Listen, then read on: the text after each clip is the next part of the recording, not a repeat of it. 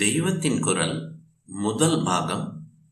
மதம், மதத்தின் பயன். தர்ம, அர்த்த, காம, மோட்சங்களுக்கு சாதனமாக இருப்பது மதம். இந்த நான்கையும் புருஷார்த்தங்கள் என்பார்கள்.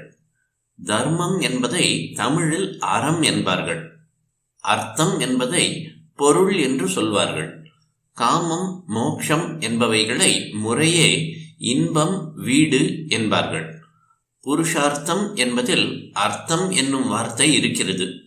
முன்பு சொன்ன நான்கிலும் தர்மத்துக்கு அடுத்ததாக ஓர் அர்த்தம் இருக்கிறது. அர்த்தத்தில் என்றால் வேண்டுமென்று நினைத்தல். புருஷன், அதாவது மனிதர்களாக பிறந்தவர்கள் தமக்கு வேண்டுமென்று எவைகளை நினைக்கிறார்களோ அவைகள்தான் புருஷார்த்தங்கள். எதை மனிதன் வேண்டுமென்று நினைக்கிறான்? பொதுவாக நாம் உள்ள பக்குவ குறைவான நிலையில் பணமும் பொருளும் தான் வேண்டுமென்று நினைப்பதால் இதற்கே அர்த்தம் என்று பெயர் வந்துவிட்டது. பொருளாதார நூலை அர்த்த சாஸ்திரம் என்கிறோம். ஆனால் நம் ஆச்சாரியாலோ இந்த அர்த்தம்தான் பெரிய அனர்த்தம் என்று பஜகோவிந்தத்தில் சொல்லிவிட்டார். ஏனென்றால் ரொம்பவும் தற்காலிகமான நிறைவை, அல்பாயுசான சந்தோஷத்தை மட்டுமே இந்த பொருளானது நமக்கு கொடுத்து சாஸ்வத நிறைவான மோட்சத்தை பறித்து விடுகிறது என்பதால் அப்படி சொன்னார். உண்மையில் எப்போதும் குறைவில்லாமல் சந்தோஷமாக இருக்க வேண்டும் என்றுதான் மனிதன் நினைக்கிறான். சந்தோஷம் என்பது இரண்டு விதம். கொஞ்ச நாழிகை இருப்பது ஒரு விதம், எப்பொழுதும் குறையாமல் இருப்பது மற்றொரு வகை. கொஞ்ச நாழிகை சந்தோஷம் உண்டாக்குவதுதான் இன்பம் அல்லது காமம். காமம் என்பது எல்லாவித உலக ஆசைகளையும் குறிக்கும். இப்படி கொஞ்ச காலம் இருந்துவிட்டு போய்விடாமல் ஒரு முறை வந்துவிட்டால் எந்த காலத்திலும் போகாமல் நிலைத்திருக்கிற பேரின்பமே மோட்சம், வீடு. அந்த பேரின்பத்தின் பெருமை தெரியாததால் தான் காமம் என்ற சிற்றின்பம் வேண்டும் என்று மனிதர்கள் நினைக்கிறார்கள். ஆகவே நாம் உண்மையில் வேண்டுமென்று நினைக்க வேண்டியது நான்காவதாகிய வீடு. இப்பொழுது நடைமுறையில் வேண்டும் என்பதோ மூன்றாவதாகிய இன்பம். நாம் விருந்து சாப்பிடுவதனால் ஆனந்தம் உண்டாகிறது, அது ஓர் இன்பம். ஹைகோர்ட் ஜட்ஜாக இருந்தால் அதுவும் ஒரு வகை இன்பம். நமக்கு நல்வரவு பத்திரம், வெல்கம் அட்ரஸ் வாசித்து கொடுத்தால் ஓர் ஆனந்தம், அதுவும் இன்பம்தான். இந்த இன்பங்கள் சாஸ்வதம் அல்ல. இந்த சில்லறை இன்பத்தை எதனால் சம்பாதிக்கிறோமோ அது பொருள். அது தானியமாக இருக்கலாம், பணமாக இருக்கலாம், வீடாக இருக்கலாம், மனிதர்களாக இருக்கலாம். பொருளே இன்பத்துக்கு சாதனம். இந்த இன்பத்தை சிறிது பொழுதில் அனுபவித்து தீர்த்து விடுகிறோம். மறுபடி இன்பம் வேண்டும் என்ற தவிப்பு தொடங்குகிறது. இதற்கு மேல் ஒன்று வேண்டும் என்று தோன்றச் செய்யாத நிலைத்த பேரின்பமே மோட்சம். அதுதான் வீடு. நாம் ஊரெல்லாம் சுற்றுகிறோம், அலைந்து கஷ்டப்படுகிறோம். நாம் வந்து அடைய வேண்டியது சொந்த வீடு. ஜெயிலில் ஒருவன் இருக்கிறான். அதிலிருந்து அவன் வெளியே வந்தால் வீட்டுக்கு போகிறான். வீடு என்பதற்கே விடுதலை என்று அர்த்தம். இப்பொழுது மாம்சமாகிய ஜெயிலுக்குள் இருக்கிறோம். இந்த உடம்பேதான் நாம் என்று எண்ணி இருக்கிறோம். அது சரியில்லை. உடம்பு நமக்கு ஜெயில். நம் நிஜமான வீடு ஆனந்தமான மோட்சம்தான். நாம் ஜெயிலை விட்டு சொந்த இடத்தில் இருக்க வேண்டும். பாப கர்மா என்ற குற்றத்துக்கு தண்டனையாக நம்மை உடம்பு ஜெயிலில் போட்டுவிட்டார் சுவாமி. புண்ணிய கர்மா செய்தால் அவர் சிக்ஷை காலத்தை குறைத்து கண்டோன் பண்ணி வெளியே அனுப்பிவிடுவார். ஜெயிலில் இருந்து கொண்டு புது பாபத்தை பண்ணி தண்டனை காலத்தை நாம் ஜாஸ்தியாக்கி கொள்ளக்கூடாது. விடுதலையாகி சுவாமிக்குள் போய் இருக்கிற நம் நிஜ வீட்டை அடைய முயல வேண்டும். அந்த வீடுதான் எல்லையற்ற இன்பம். உலகிலே காலம், தேசம், வஸ்து இந்த மூன்றிலும் குறையாமல் நிறைந்து இருக்கும் பேரின்பம். புருஷார்த்தங்களில் முதலாவதான தர்மம் என்பதை பற்றி கடைசியில் சொல்கிறேன். எந்த காரியம் செய்தால் நல்லதோ அது தர்மம். தமிழில் அறம் செய்ய விரும்பு என்று முதலில் சொன்னார்கள். நல்லதாக செய்வதெல்லாமே தர்மம் என்றாலும் பொதுவிலே தர்மம் என்பது ஈகைக்கே வார்த்தையாக இருக்கிறது. தர்மம் போடப்பா, தர்மத்தாயே என்றுதான் பிச்சைக்காரர்கள் யாசிக்கிறார்கள். தான தர்மம் என்று சேர்த்தே சொல்கிறோம்.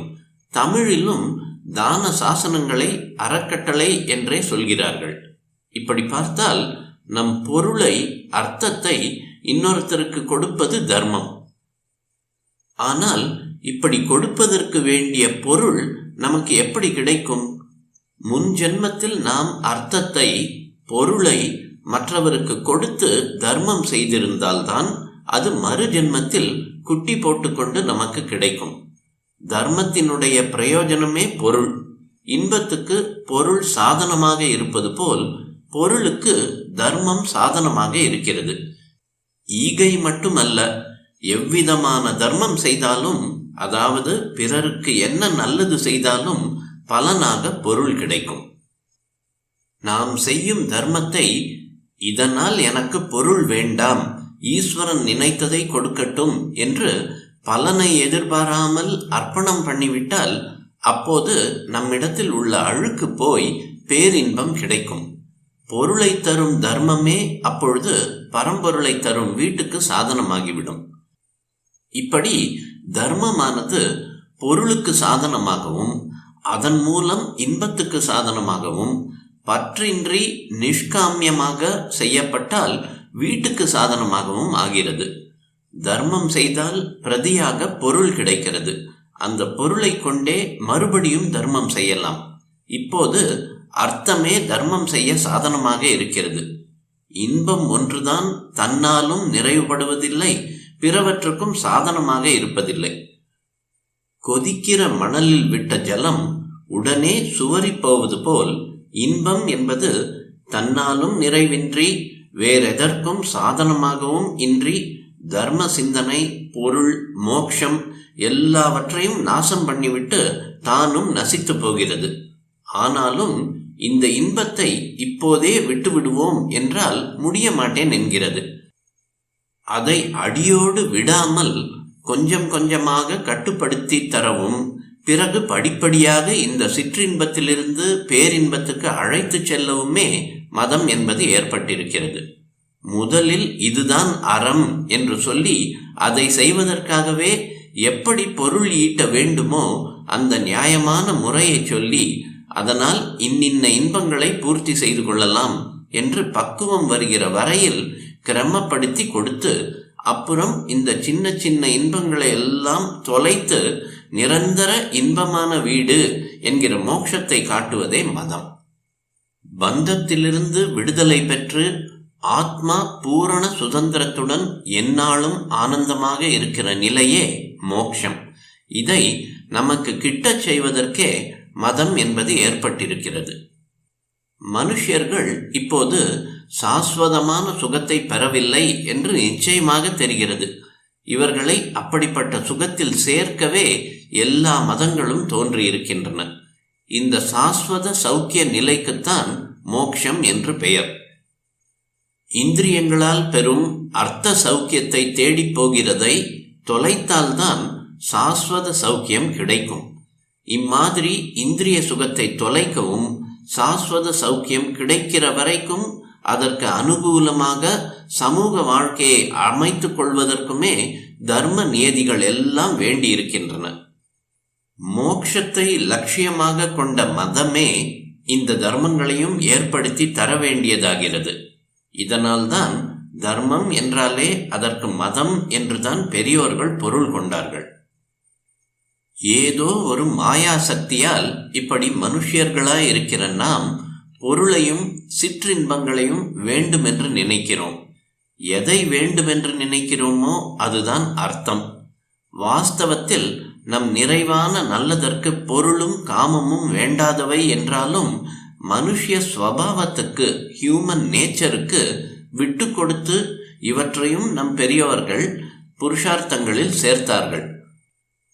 ஆரம்பத்திலேயே எல்லா காரியங்களுக்கும் அடிப்படையாக தர்ம உணர்ச்சியை உண்டாக்கி கொண்டு விட்டால் அப்புறம் பொருளும் காமமும் கூட நம்மை ஒரே அடியாக கெடுத்து விடாதபடி இவற்றை கட்டுப்பாட்டில் அளவறிந்து வைத்திருக்கும் என்பதால் தர்மத்தை முதல் புருஷார்த்தமாக சொன்னார்கள். பொருளையும் காமத்தையும் நாம் அர்த்திப்பது, வேண்டுமென்று நினைப்பது போலவே தர்மத்தையும் அர்த்திக்க வேண்டும். அப்போது அது பொருள், இன்பம் இவற்றின் விஷப்பல்லை பிடுங்கிவிடும். முடிந்த முடிவாக நாம் அர்த்திக்க வேண்டிய வீட்டில் நம்மை சேர்த்துவிடும்.